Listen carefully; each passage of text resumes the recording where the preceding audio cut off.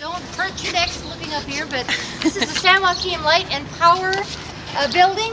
It was completed in 1923 for the San Joaquin Light and Power Corporation, which later became PG&E, Pacific Gas and Light and Electric.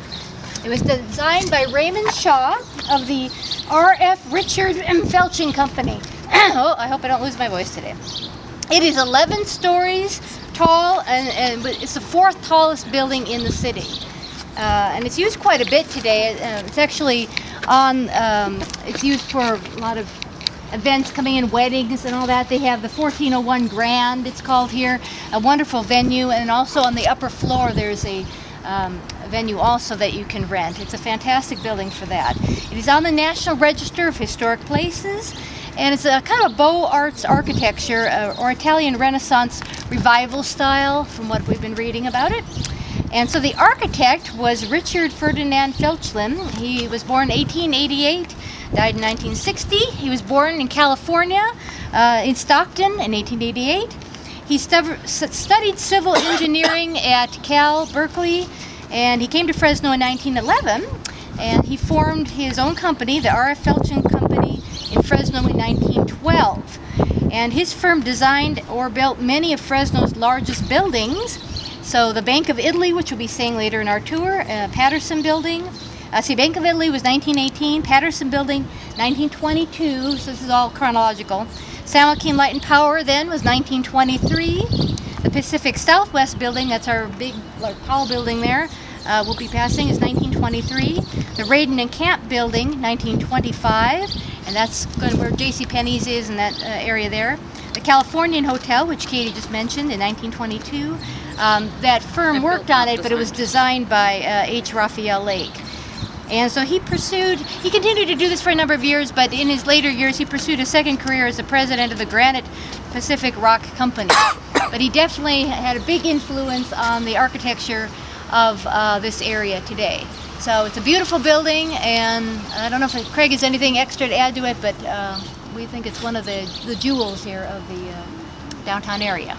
It certainly is, and so I always think I saw it when it was still PG&E, and I had some meetings upstairs, and when I saw the show Mad Men, it appeared to be Mad Men because the offices were all on the outsides with windows, and those all had men working at desks.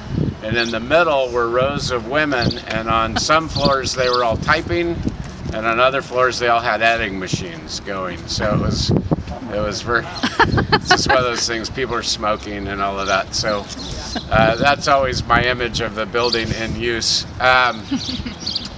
Also right here you're seeing Tuolumne Bridge should be opened up within just a few weeks. And it'll be a 2-lane bridge. It used to be one way heading east. And so they're already doing the work. You can see down here, so all the way down to P Street. The street will go from one way to 2-way, so they're working on all the signal lights. You can start to see the striping in place. So in the ideal downtown, we like to have 2-lane, 2-way streets. It becomes very easy to drive, reduces all that confusion you hear people complaining about, and now you can get wherever you want to go at any particular intersection. So the Stanislaus Bridge, which used to be just the one-way heading west, that bridge will come down and won't be replaced, so there'll just be this bridge here. So that's kind of your downtown update. And here's some photographs of this building. That's a nighttime shot, beautiful shot of what the building looked like at night.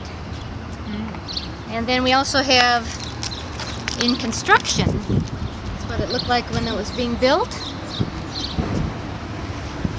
So you really get a sense of how large and grand this building was and is today. And how there was nothing around it when it was built. Right, it's like so many of these buildings had massive amounts of space around them, so just adding them to the landscape was kind of, amazing that they were willing to do that, because there was nothing connecting them for a lot of the time. It wasn't nearly as like urban as you would imagine it. Like, we have amazing pictures from the 1890s of these grand buildings, and there's just so much space around them. And you're like, how could you envision this? You're just gonna plop this like amazing 4-story structure down in the middle of nowhere, and and see the town in your head, but not actually have it be there yet. That was kind of amazing. All right, so if you just... the first building that had electrical power in the area.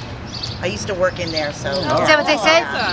Well, it makes sense. It's a power company, so... Right. Exactly. Yes, and A.G. Washawn he was the manager, right? And so he was a really interesting... Yeah, A.G. Washawn. For Washawn Street. He had a great house on Huntington Boulevard, and was the first one to light a tree in his yard. It's not Van Ness, it's Huntington Boulevard. First lighted Christmas tree lane.